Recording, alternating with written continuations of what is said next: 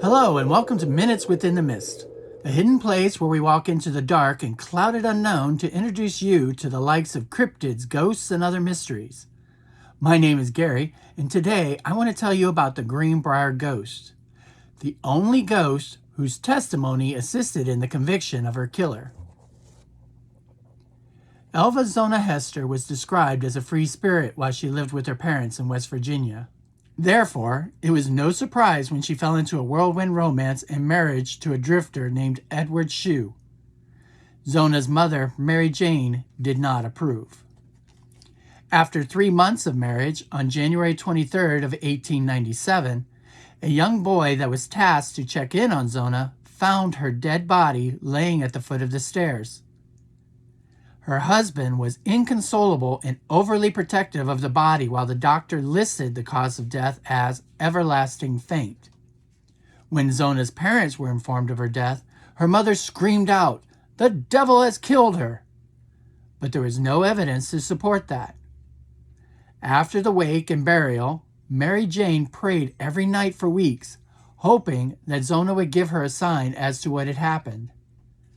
Then, one night, the ghost of Zona appeared to her mother to tell her that Shue was a cruel man who had abused her.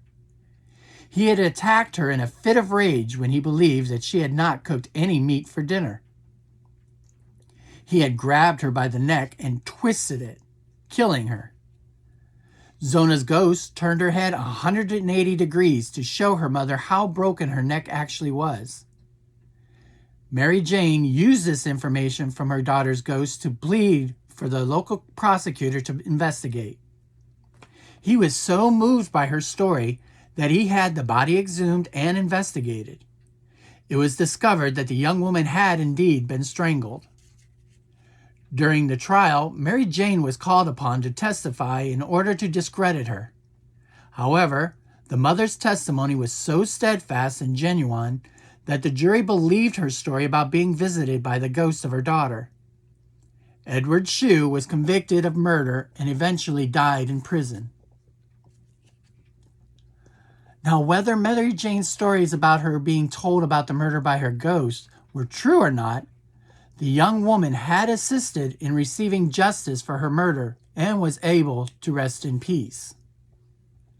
I hope you enjoyed these minutes about the Greenbrier ghost. For more in-depth discussions, please join us at Within the Mist podcast.